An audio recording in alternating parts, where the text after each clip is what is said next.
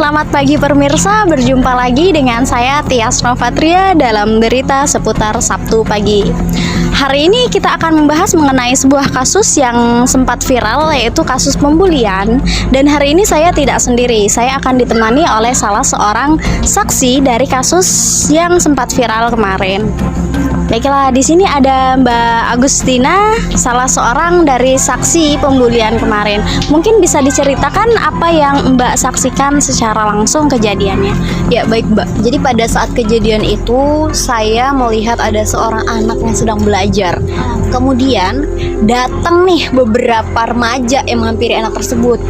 Dan lebih parahnya lagi, mereka melakukan tindakan pembulian Mbak sama anak itu Mbak. Parah sih Mbak, nih saya ada videonya nih Mbak. Nih, Mbak bisa lihat maaf. Tuh. Nah, ini videonya nih. Nah, tuh.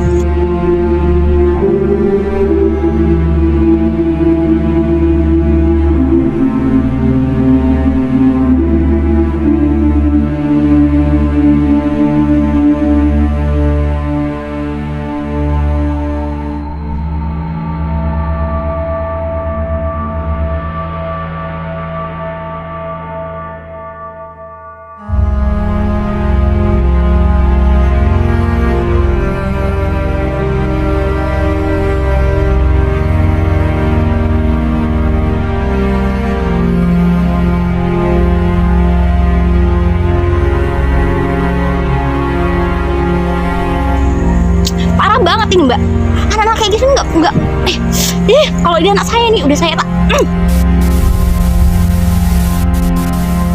Kalian tahu gak sih apa itu bullying? Apaan tuh?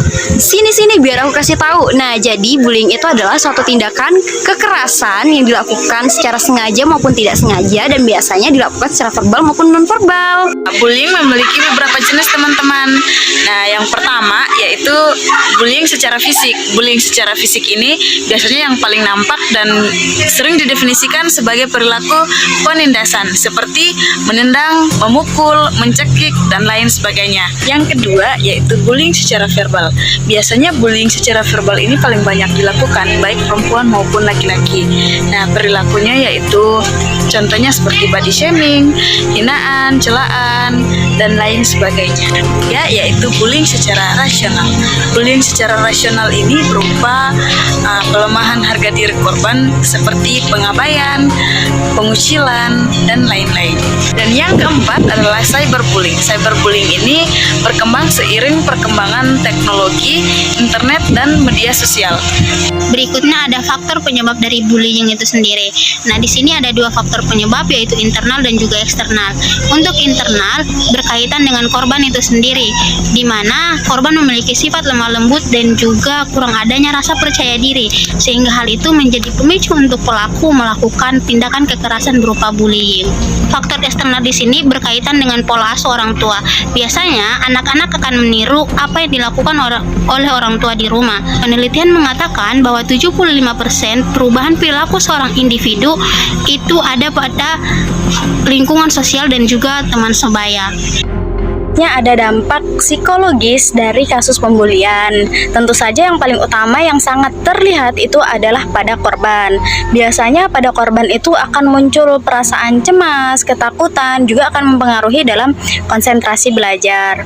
Jika pembulian ini berlangsung cukup lama, maka biasanya akan mempengaruhi self-esteem serta muncul perilaku untuk menarik diri, juga rentan terhadap stres dan juga depresi. Nah, dalam kasus pembulian yang sudah sangat ekstrim, biasanya akan mengakibatkan sang korban itu timbul perasaan untuk melakukan suicide atau bunuh diri. Nah, tidak hanya pada korban, dampak psikologis pun juga akan timbul ya pada pelaku dari kasus pembulian. Biasanya pelaku itu akan cenderung bersifat agresif dan pro terhadap kekerasan. Kita akan mencari tahu bagaimana cara untuk menyelesaikan atau meminimalisir terjadinya bullying. Sebagai korban, kita tuh nggak boleh takut untuk melaporkan kejadian bullying tersebut. Kita bisa bercerita kepada orang tua ataupun keluarga kita atau orang-orang terdekat kita yang bisa kita percayai. Kemudian kita juga bisa melaporkan kejadian-kejadian tersebut kepada pihak kampus ataupun pihak ke sekolah, khususnya di bagian BK. Atau ketika semua yang telah kita lakukan itu tidak memiliki hasil, kita bisa saja melaporkan atau menghubungi ke bagian pihak layanan sosial anak. Di sana kita akan bertemu seorang konselor yang sudah terpercaya dan dijamin juga kerahasiaan data kita. Dan untuk orang tua, kita harus peka terhadap perubahan sikap terhadap anak. Kemudian kita juga harus mengambil tindakan yang hati-hati dan juga memberikan rasa aman kepada anak sehingga mereka merasa bahwa sudah bisa terhindar atau keluar dari ranah bullying itu.